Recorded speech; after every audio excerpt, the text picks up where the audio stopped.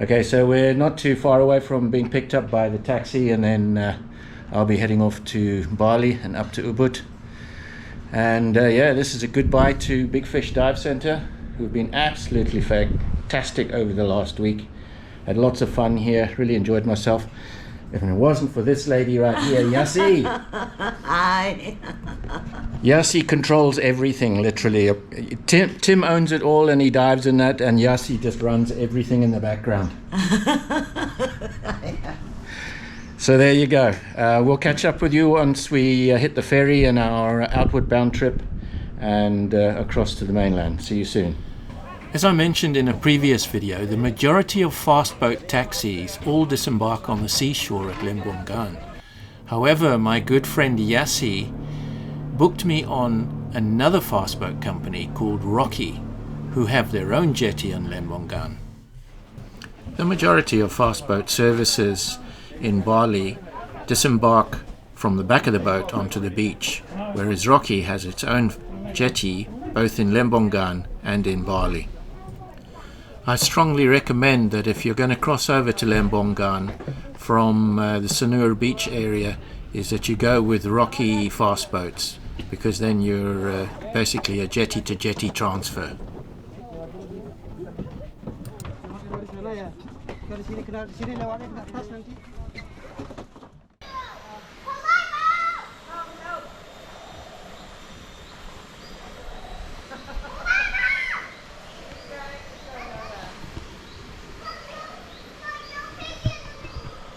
Well, hello and welcome to serene and quiet Ubud. If you can believe it, we have arrived. But yeah, this is quite a nice little place. That's one of the chalets down there. That was the one I was going to have. So I opted between having a room by the pool, but then again it was just a room and a small bathroom, to having a little bit more of a villa with a kitchen and a sort of lounge dining room. So I had to upgrade an extra $40 a night, but I'll show you what I got. So this is my villa. So as you come through, as you can see, got a very nice lounge and kitchen area. Got a workstation here, which I've already got my stuff set up on, and a kitchen, which this wasn't available in the other room downstairs, and of course a fridge. And the most important thing, the internet. So yeah, if you look at the view from this, very, very nice out there. That gives me a nice amount of room to chillax over the next couple of days, which is what it's about. And then we go into the bedroom. Again, room with a view.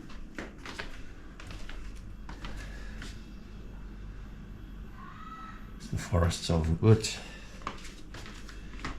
And a nice big, I suppose it's a king size cupboard. On this side here you got your little basin and satellite TV, basin, vanity mirror, and then of course your bathroom is basically in there. It's not the flashiest bathroom I've ever been in, but at the end of the day, that's what it says on the tin. It's got a shower and it's got a toilet, a little sit thing there. I don't know, what would that be used for? Sitting down and just looking, I suppose, hey? But otherwise, as I said, in the other room, that's all you had, is just this piece here. So for an extra $40 a night, I've got this whole sort of like lounge dining area, which is going to work for me over the next few days, yeah, I'm going to have to traverse those stairs down to the pool, but I won't be going up and down them 20 times a day. The point that there is a pool down there is awesome, because if I get hot and want to go for a swim, I'll just go down there and take a dip. And I'll take the camera down and show you that once that happens. Okay, so we're here now. It's Monday afternoon. I'm here through till Friday lunchtime. The taxi driver that brought me here, a very nice bloke. He owns a Harley, believe it or not. Indonesian guy, and he's got a Harley Davidson Dyna. He showed me the pictures of it. And he's going to come and pick me up on Friday when my checkout is due here, and take me straight through to the airport and then onto the plane back home. So literally the rest of the afternoon here. It's 2:10 on Monday.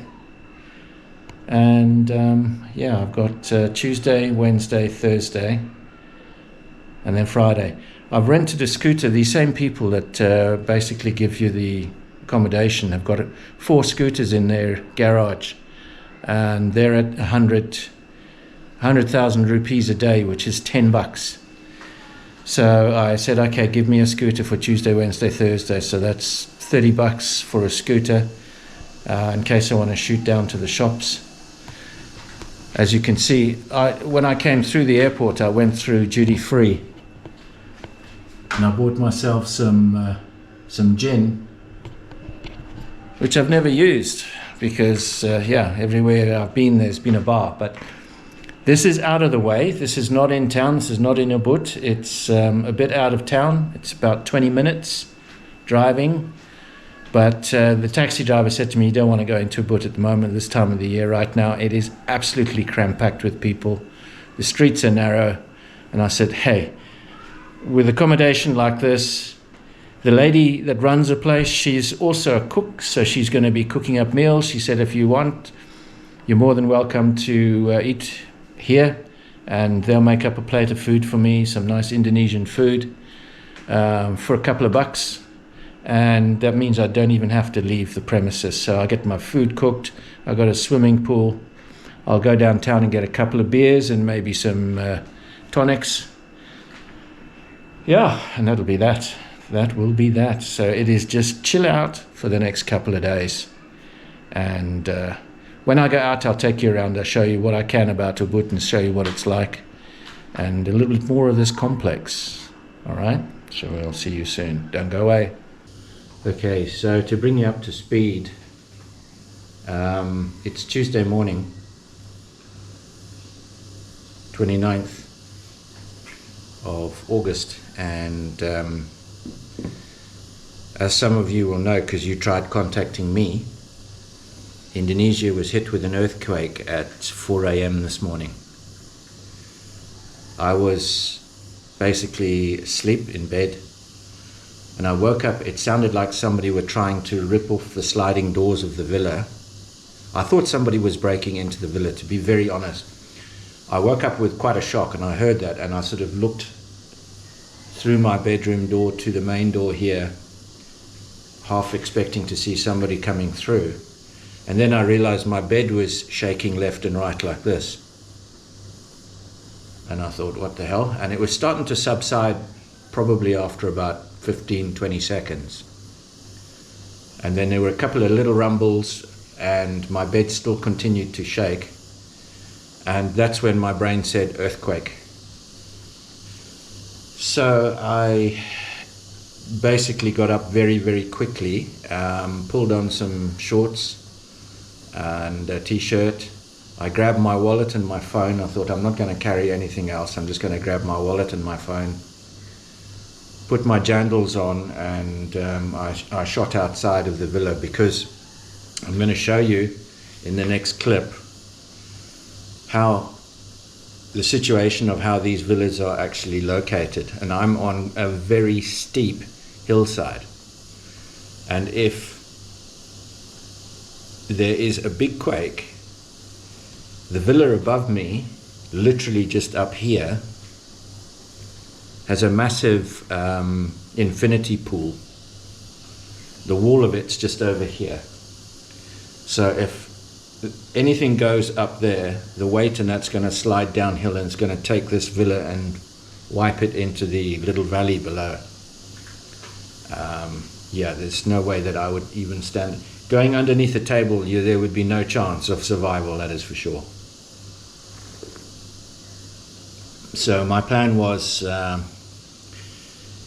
by the time I got to the front door, my plan, I thought if there's going to be another tremor, because the first one had actually subsided, but it was, I wish I had recorded it, but you don't think about that at times like that. You don't think about this at times like that. And the dogs, all the dogs in the neighborhood, every single one of them, you could hear them all barking, going crazy. And all the insects had stopped. That was the amazing thing. Because here, like in any other tropical environment, the crickets and whatever other insects that can rub their legs together make all kinds of noises. And there was one particular last night when I was lying watching some YouTube on my laptop. But yeah, I mean, they go on all night. So the crickets and that sort of stuff, they'd stopped. Anyone who's used to having crickets outside, you'll know that when you walk close to where crickets are, they stop making a noise because they feel the vibrations in the ground as you approach them. You can never sneak up on a cricket. It'll always know you're there. Anyway, last night, or this morning, when all this lot was happening, the dogs were barking, they were going crazy, and there wasn't a single chirp of a cricket or anything anywhere. And that's when I knew that there'd been obviously some good shaking in the ground. So I waited for about, I think it must have been about 20 minutes. Everything was quiet. And I thought, if there's going to be another bigger one or another quake, it's going to happen soon. So I was getting ready to basically just leave the villa and get up the stairs to the top of the property as quickly as possible, because I wasn't going to stick around down here to see what the outcome would be.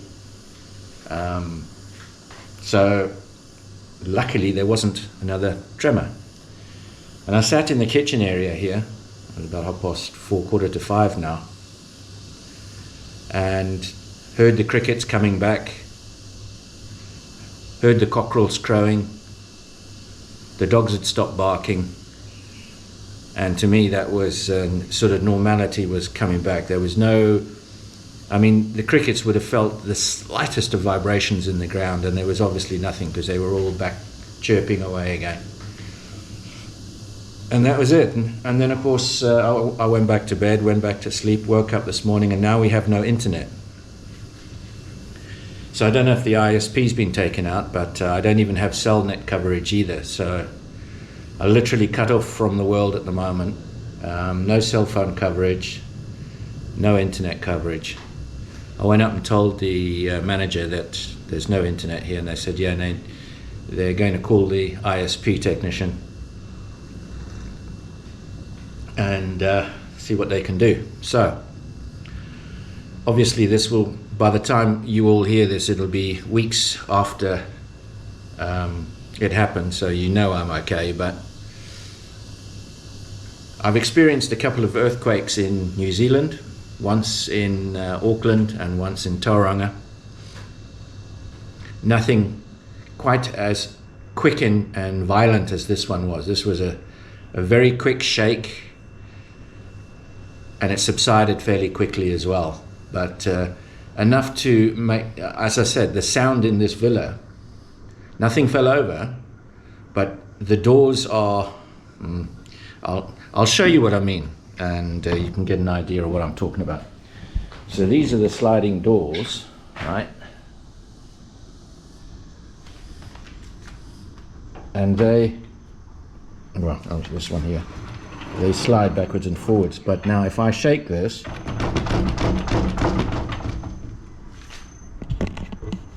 you can see what I'm talking about.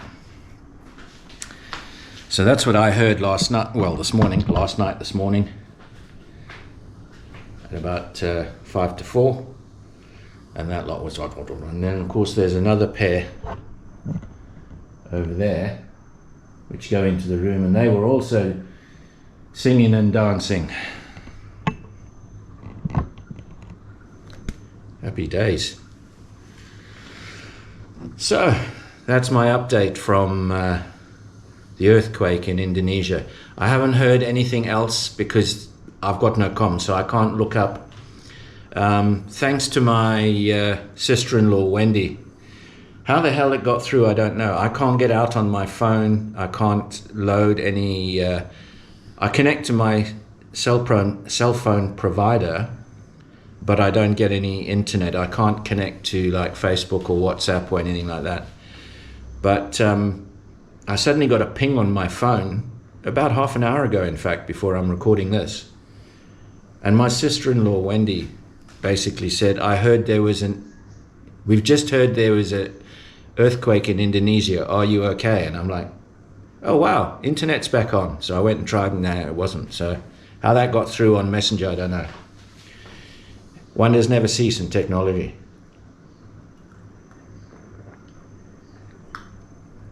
Right, that's it for this update. What I'll do is I'll take you for a little tiki tour outside and show you what I mean by how this villa is located on a pretty steep slope.